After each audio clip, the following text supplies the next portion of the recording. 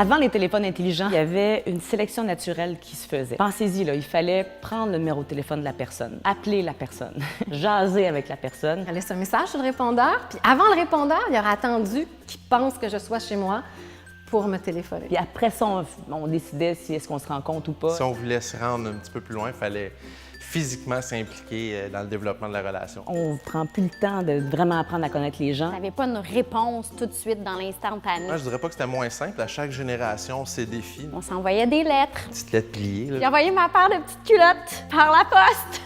C'était pas mal plus brut comme intervention. Fait que c'était comme ça que ça se passait dans le bon vieux temps.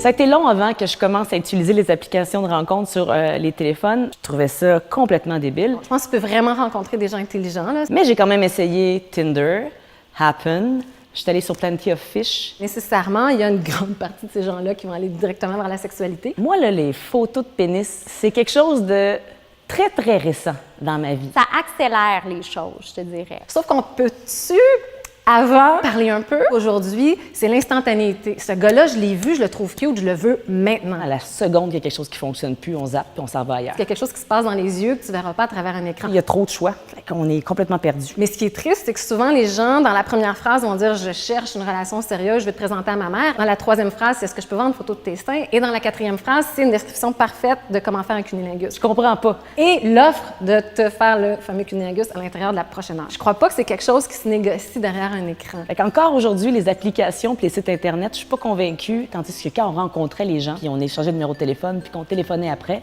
ben, il y avait déjà un engagement puis un commitment qui était plus grand, je pense.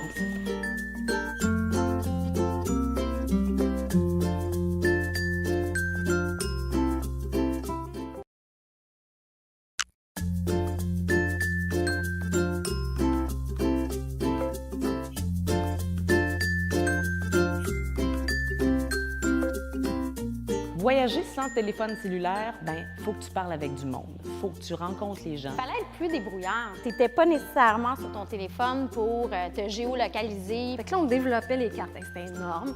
Et là, il fallait trouver sur la carte où on était. On se donnait des cartes dessinées à la main. Il fallait se retrouver du mieux qu'on Il pouvait. n'y avait pas des sites qui nous donnaient comme le top 50 des trucs à voir à Vancouver. Il fallait parler avec des gens. Ça provoquait plus de rencontres, je pense. Ton italien, quand tu lui dis un petit mot cute, puis qui est cute en plus, ben, puis tu le dis vraiment tout croche, puis tu viens de dire un mot cochon, de dire quelque chose de pertinent, ben ça crée un éclat de rire, ça crée quelque chose. Quand je suis à un endroit où j'ai pas de Wi-Fi, pour vrai, c'est une réadaptation, puis ça me fait paniquer, ça me fait peur, puis effectivement, je vais être moins aventureuse, je vais moins oser. Mais en même temps, fudge que c'est pratique.